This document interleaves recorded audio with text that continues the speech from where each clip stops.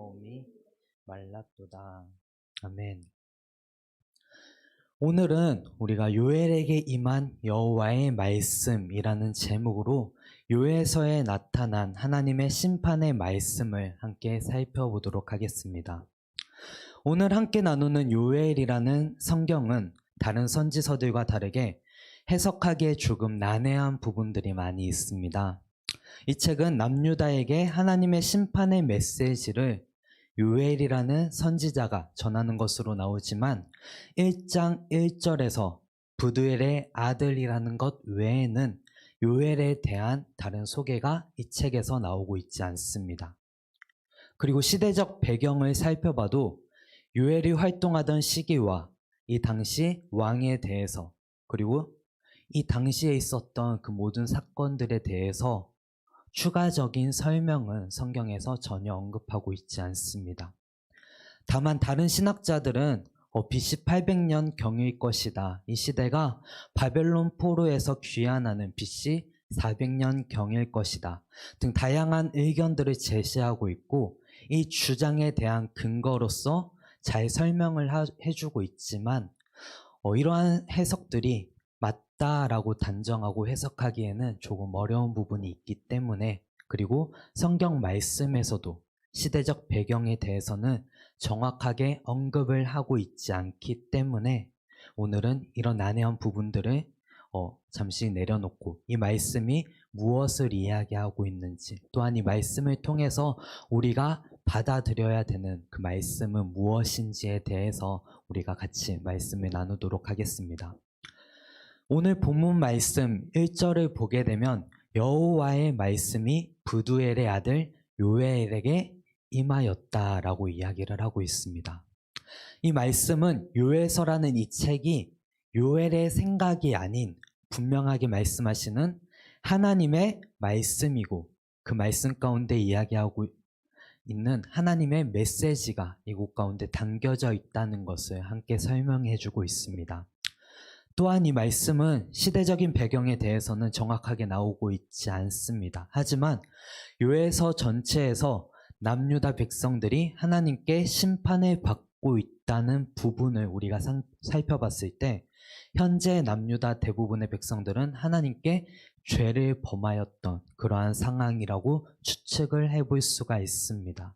그리고 이러한 상황 속에서 요엘에게 여호와의 말씀이 임했다는 것은 요엘이 그 중에서 그만큼 하나님 앞에 마음을 들였고 마음을 지켰고 하나님을 경외하는 모습으로서 하나님 앞에 나아갔다는 것을 우리는 함께 살펴볼 수가 있습니다. 사실 부두엘이라는 이름과 요엘이라는 이름만 봤을 때도 요엘이 하나님을 경외하는 집안에서 태어났다는 것은 우리는 알 수가 있습니다. 요엘의 아버지 부두엘이라는 사람의 이름을 해석하면 하나님의 사람이라는 의미로 해석이 될 수가 있고 요엘의 이름 또한 해석을 하면 여호와는 하나님이시다 라는 이름의 해석으로서 우리는 살펴볼 수가 있습니다. 이것은 부두엘과 요엘, 이 집안이 하나님을 경외하는 집안이었다는 것입니다. 요엘과 부두엘의 이름을 봤을 때 이들은 하나님을 경외하는 자들이었습니다. 이 말은 요엘의 이름을 그의 아버지 부두엘이 지어줬고 부두엘의 이름 또한 그 아버지가 지어줬다는 것을 가정했을 때 이 집안은 대대로 하나님을 바라보는 집안이었고 하나님의 말씀 따라 살아가려고 노력을 했던 집안이었고 또한 그러한 신앙을 자녀들에게까지 물려줬던 그러한 집안이었다는 것을 우리는 함께 살펴볼 수가 있습니다. 사실 성경 말씀과 지금까지 교회의 역사들만 살펴봤을 때도 가정에서 자녀들에게 이루어지는 신앙교육이 얼마나 중요한지는 우리는 알 수가 있습니다. 그런데 오늘 말씀에서도 이 부두엘에게 임했던 그 하나님의 은혜를 그 아들 이제 요엘에게 나누어 주고 그 요엘이 이제 하나님의 말씀을 받고 그 말씀을 이 유다 땅 가운데 선포할 수 있다는 것은 온전한 하나님 앞에서 하나님 앞에서 그 자녀들을 교육했고 양육했다는 것을 우리는 함께 살펴볼 수가 있습니다. 1절에서 이야기합니다. 부두엘의 아들 요엘에게 임한 여호와의 말씀이라. 이 말씀에서 정확히 이야기하는 것은 요엘이 어떤 사람이었고 그의 아버지는 얼마나 대단한 사람이었는지에 대해서 언급하는 것이 아닙니다. 이 말씀에서 이야기하고 있는 것은 한 가지입니다. 요엘이라는 사람에게 여호와의 말씀이 임했다는 것이고 그 말씀이 있기까지에는 요엘이 하나님을 경외하는 마음을 가지고 있었다는 것입니다. 그렇다면 하나님께서는 요엘을 통해 과연 어떠한 말씀을 하고 계신 것일까요? 우리 2절, 3절 말씀 같이 한 목소리로 읽어보도록 하겠습니다. 시작. 늙은 자들아 너희는 이것을 들을지어다. 땅의 모든 주민들아 너희는 귀를 기울일지어다. 너희의 날에나 너희 조상들의 날에 이런 일이 있었느냐? 너희는 이 일을 너희 자녀에게 말하고 너희 자녀는 자기 자녀에게 말하고 그 자녀는 후세에 말할 것이니라. 아멘. 이 말씀은 조금 전에 이야기했듯이 자녀 교육에 대한 중요성을 이야기해주고 있는 말씀인데 이 말씀에서는 그 전에 가장 먼저 늙은 자들, 2절에서 늙은 자들이라는 대상을 정하고서 그들에게 먼저 질문을 하고 있는 것을 볼 수가 있습니다. 요엘은 이렇게 이야기합니다.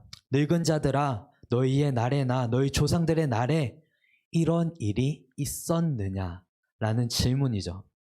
여기서 늙은 자들은 그 백성들 중에서 나이가 든 사람들, 남유다의 장로들을 향해서 이야기하고 있는 것으로 볼 수가 있는데 이 말씀에서는 나이 든 장로님들에게 지금 우리에게 닥쳐온 이 일이 지금까지의 삶 속에서 과연 있었던 일이었느냐라고 묻고 있는 것입니다.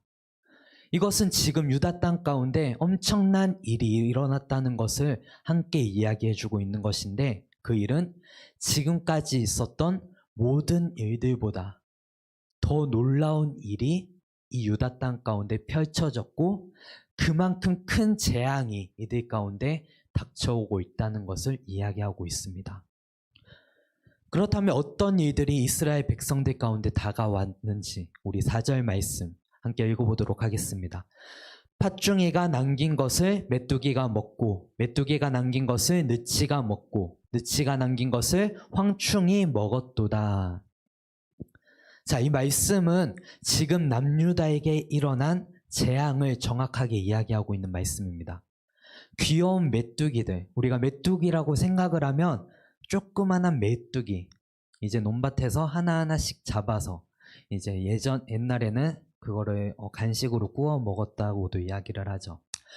이 말씀에서는 하지만 그런 메뚜기를 이야기하는 것이 아니라 이 유다 땅 가운데 다가와서 이 유다 땅을 멸망까지 이끄는 그러한 메뚜기에 대해서 이야기하고 있는 것을 우리는 볼 수가 있습니다. 현재 남유다에 들이닥쳤던 어마무시한 그러한 메뚜기들을 함께 언급하고 있는 것이죠. 마치 이스라엘 백성들이 출애굽할 때 하나님께서 애굽 땅 가운데 내리신 메뚜기 재앙과 같이 남유다 땅 가운데 메뚜기 재앙이 일어났다는 것입니다. 우리가 메뚜기 재앙하면 출애굽기에서 이제 같이 함께 살펴볼 수가 있겠죠. 출애굽기에서 일어났던 메뚜기의 재앙은 이스라엘을 대상으로 한 그러한 재앙이 아니었습니다. 그 당시 하나님께서 일으켰던 메뚜기 재앙은 분명히 이스라엘이 아닌 애굽 땅을 향해서 내리신 하나님의 재앙이었습니다. 하지만 오늘 말씀 속에서는 출애굽 때 애굽 땅에게 임했던 그러한 재앙이 지금은 이스라엘 땅 가운데, 유다 땅 가운데 임하여지고 있다는 것입니다. 이것은 애굽에서 출애굽할 때 일어난 여호와의 날이 애굽을 심판하고 씨를 말렸던 것처럼 여호와의 심판이 이제는 이스라엘 가운데, 유다 땅 가운데 하나님의 재앙이, 그러한 멸망이 임하고 있다는 것입니다. 이스라엘, 이 유다의 백성들은 이러한 재앙을 겪고 나서 어떠한 마음이 있었겠습니까? 분명 하나님 앞에 절망스러운 그러한 자신의 모습을 보면서 하나님 앞에 너무나 두려운 마음으로 떨면서 하나님의 이러한 심판을 바라보고 있었을 것입니다. 4절에서는 메뚜기 떼를 4가지의 종류로 이야기를 하고 있습니다. 파충이, 메뚜기, 느치, 황충이. 그런데 여기서 우리가 중요하게 생각해야 되는 것은 메뚜기의 종류가 파충이, 메뚜기, 느치, 황충이 이 4가지구나 라고 이야기하고 해석을 하고 끝나는 것이 아니라 이미 남유다 땅 가운데 여러 번 반복되어서 메뚜기 떼가 이미 임했고, 그리고 그 메뚜기 떼로 인해서 이미 남유다 가운데 곡식은 가해가 먹혀졌고 씹어 먹혀졌고, 이러한 하나님의 심판은 이미 이 땅 가운데 임했다는 것을 이야기하고 있는 것입니다. 그래서 3절 말씀에서는 이렇게 이야기를 했습니다. 너희는 이 일을 너희 자녀에게 말하고 너희 자녀는 자기 자녀에게 말하고 그 자녀는 후세에 말하게 하라. 이 말씀은 지금 유다 땅 가운데 일어난 이 일을 너희 자녀들에게 전하고 그 후손들에게까지 전하라는 것입니다. 절대로 이 일이 다시는 반복되지 않기 위해서 지금부터라도 자녀들을 교육하고 가르치고 전파하라라는 이야기입니다. 그렇다면 요엘은 여기서 자녀들에게 무엇을 전파하라고 이야기를 하고 있는 걸까요? 요엘서에서 정확하게 무슨 죄 때문에 유다가 멸망했다라고는 언급하고 있지 않습니다. 하지만 요엘서 전체적인 메시지가 여호와의 날이라는 것을 말하고 있는 것을 봤을 때 유다 땅 가운데 내려진 심판은 다른 어떠한 특정적인 죄 때문이다라고 이야기하기보다는 민족적인 심판이었고 영원한 심판을 동시에 함축하고 있다는 것을 우리는 그렇게 해석을 할 수가 있을 것 같습니다. 그렇다는 것은 특정한 죄를 이야기하기보다는 하나님 앞에 지었던 모든 죄의 결과들, 지금 우리에게 일어난 메뚜기 재앙, 이것이 하나님 앞에 우리가 범했던 그 모든 죄에 대한 결과로서 이 유다 땅은 이 재앙을 받아들이고 있어야 한다는 것입니다. 유다의 죄로 인해서 하나님의 심판의 날은 이제 유다 땅 가운데 임하게 되었습니다. 그렇기 때문에 너희는 이 날을 기억하고 후세에 이 날을 널리 알리라는 것입니다. 그러면서 5절 말씀에서는 취하는 자들을 대상으로 깨어 울어라 라고 이야기를 하고 있습니다. 우리 5절 말씀 같이 한번 읽어보도록 하겠습니다. 취하는 자들아 너희는 깨어 울지어다. 포도주를 마시는 자들아 너희는 울지어다. 이는 단 포도주가 너희 입에서 끊어졌음이니. 여기서 취하는 자들은 이 나라에만 재앙으로 인해 힘들어서 술을 마시고 있는 자들을 뜻하고 있습니다. 남유다 백성들은 이 재앙을 경험하고 하나님께 회개하고 돌아오는 것이 아니라 이 재앙이 너무나 힘들어서 지금 본인의 삶이 너무나 힘겹다고 느껴졌기 때문에 그냥 이것을 회피하면서 술에 취하며 살았다는 이야기입니다. 하지만 이런 상황 속에 있었던 유다 백성들에게 요엘은 이렇게 이야기를 하는 것입니다. 깨어 울지어다. 깨어 울지어다. 이것은 무엇을 의미하고 있을까요? 메뚜기 재앙에 술만 마시고 있던 술 취한 자들에게 이제 요엘은 이야기하는 것입니다. 술 취한 자들아, 술만 마시지 말고 깨어서 지금 너희에게 닥쳐온 이 상황을 너희가 직접 바라봐라. 그리고 보는 것에서 끝나는 것이 아니라 이 일을 너희가 이제는 아파하고 울어라 라는 것입니다.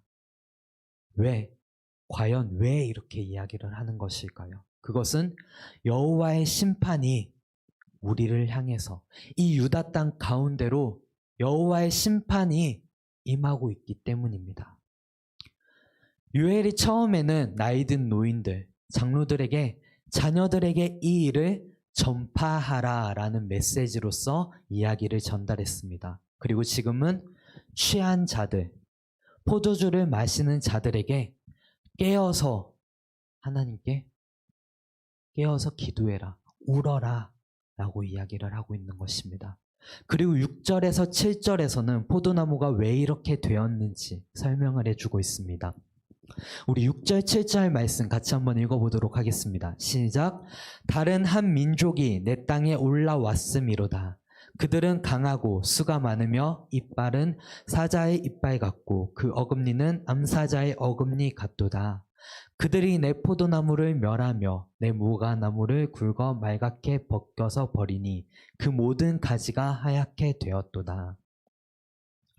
6절, 7절 말씀을 보면 이러한 내용의 말씀이 있습니다. 다른 민족들 그들이 내 땅에 올라왔음이로다. 그런데 그들을 보니 수가 많고 강하며 그 이빨은 사자 이빨과 같고 그 어금니는 암사자의 어금니 같도다. 이것은 유다 땅을 덮쳤던 메뚜기 떼에 대해서 다시 한번 언급을 하고 있는 것입니다. 다른 민족들이라는 이러한 단어를 사용해서 이제 메뚜기에 대해서 설명을 하고 있는데, 한 민족이 이 땅을 덮치는 것과 같이 사자에게 뜯어 먹히는 것과 같이 이 유다 땅은 모든 곡식들은 메뚜기 가운데서 뜯어 먹혔고, 그리고 이 곡식들은 이제 아무것도 남지 않았다는 것을 이야기해 주고 있는 것입니다. 사실 이 문장만을 봤을 때는 우리 지금 유다 땅은 너무나 절망적인 상황이고 1년 동안 지었던 그 곡식들이 다 메뚜기 떼에게 먹혀서 지금 당장 먹을 것도 없고 지금 당장 자신들이 준비했던 모든 것들에 대해서 어떠한 답을 찾을 수 없는 그러한 상황이 이 유다 땅 가운데 모든 백성들의 모습이었을 것입니다.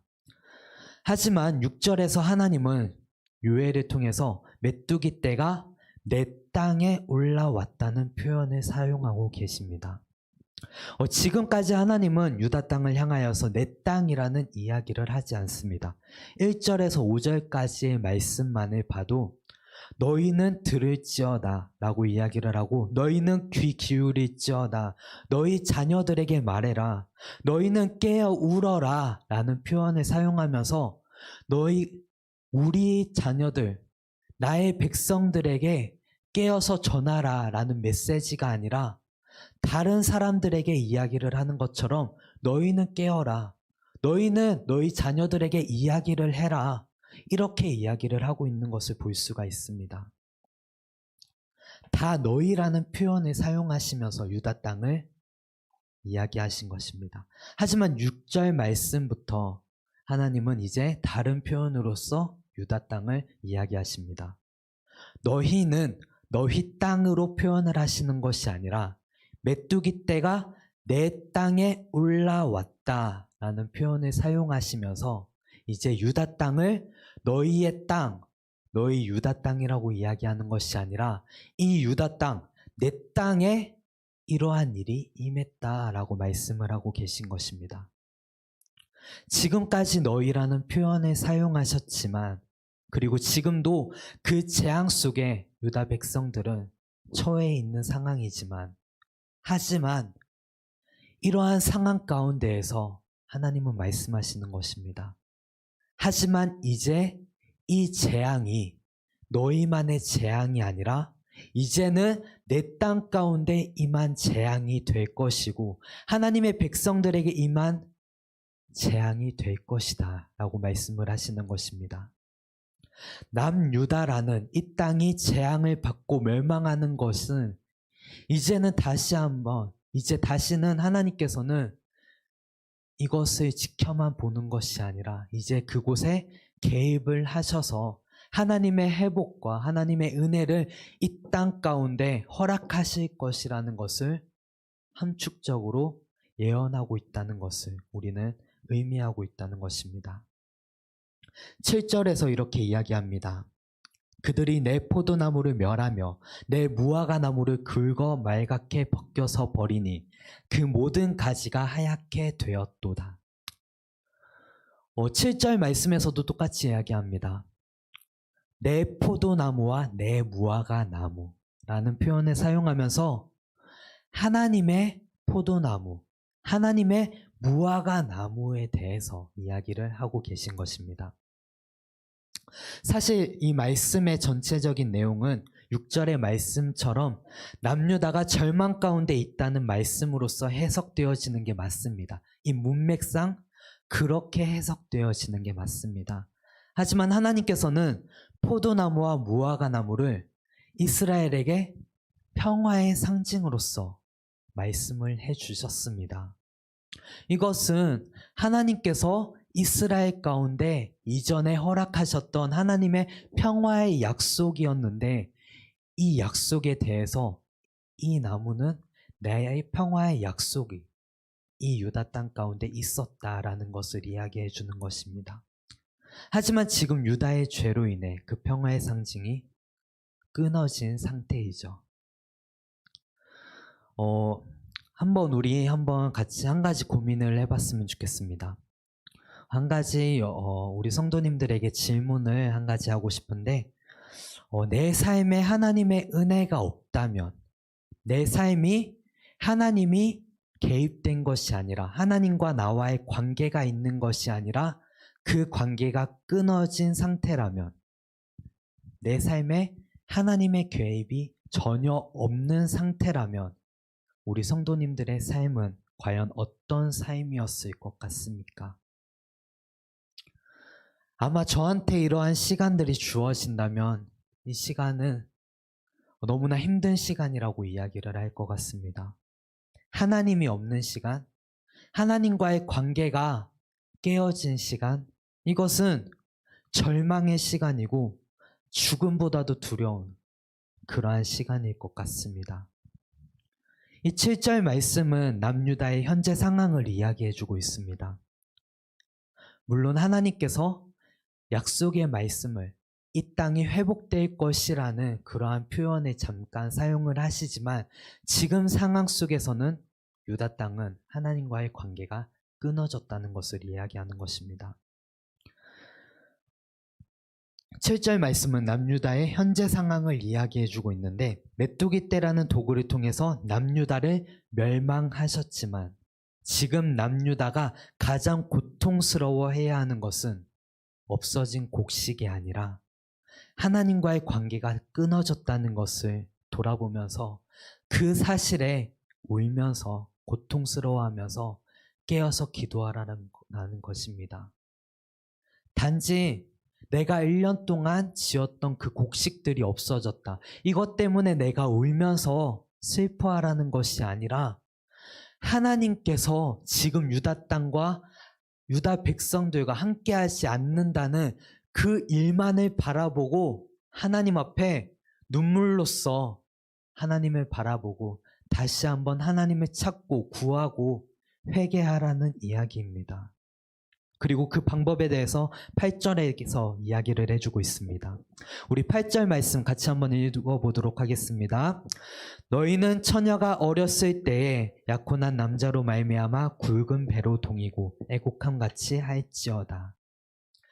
이 말씀은 유다 백성들이 어떻게 울어야 하는지에 대해서 하나님께서 요엘을 통해서 말씀하시고 계신 것입니다. 처녀가 약혼한 남자로 말미암아 굵은 배로 동이고 애곡함 같이. 이 말은 한 처녀가 사랑하는 사람을 만나서 결혼을 약속했는데, 그런데 그 약속한 남자가 이제 그 여자 곁을 떠나게 되고 그 남자를 잃고 났을 때, 그때 일어나는 그 고통스러운 그 마음을 가지고 하나님 앞에서 울어라 라는 이야기입니다. 지금 남유다가 처해 있는 상황은 남편 잃은 여인과 같고, 그러한 슬픈 마음으로 울어야 한다는 것을, 그 슬픈 마음으로 하나님을 구하고 회개해야 한다는 것을 이 요엘은 분명하게 이야기하고 있는 것입니다. 마지막으로 9절 말씀과 12절 말씀을 살펴보면 9절에서는 소재와 전제가 여호와의 성전에서 끊어졌고 라는 표현을 사용하고 있고 12절에서는 포도나무가 시들었고 무화과 나무가 말랐으며 밭의 모든 나무가 다 시들었으니 사람의 즐거움이 말랐도다 라는 표현을 사용하고 있습니다. 이 말씀들은 표현하는 방법은 다르지만 한 가지의 메시지를 이야기하고 있습니다.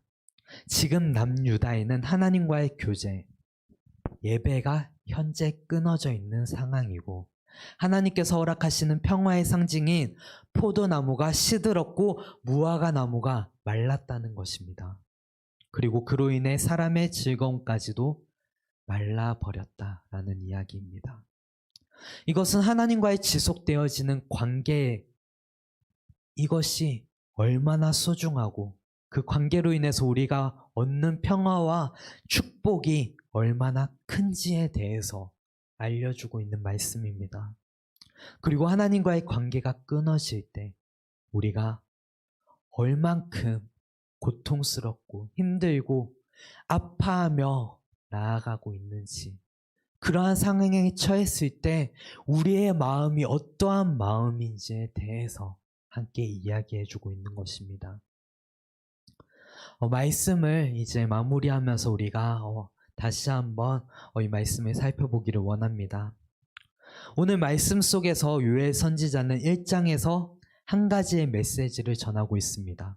그것은 지금 너희의 모습을 너희가 지금 그 상황 속에서만 생각하는 것이 아니라 깨어서 하나님을 바라보고 하나님께 자신의 마음을 내려놓고 지금까지 떠나 있었던 그 마음을 돌이켜서 하나님을 바라보고 하나님께 돌아오라 라는 메시지의 내용입니다.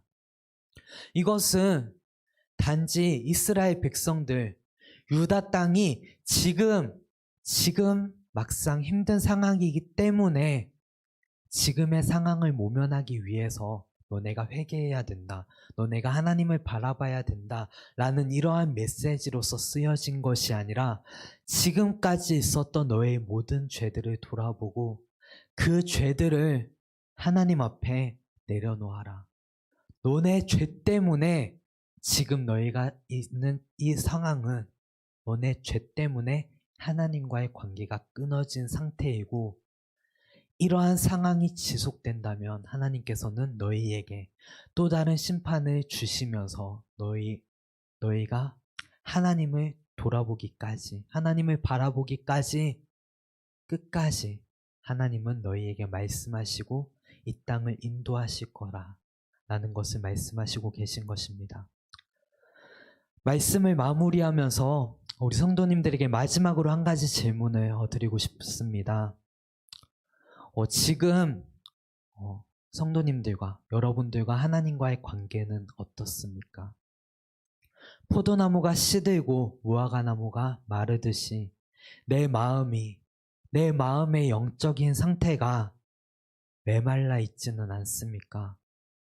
메뚜기 떼가 휩쓸고 갔던 것처럼 내 마음이 공허한 마음이고 아무것도 내 삶 가운데 없는 것 같고 나 홀로 남아있는 것 같은 그러한 마음 속에 있지는 않습니까?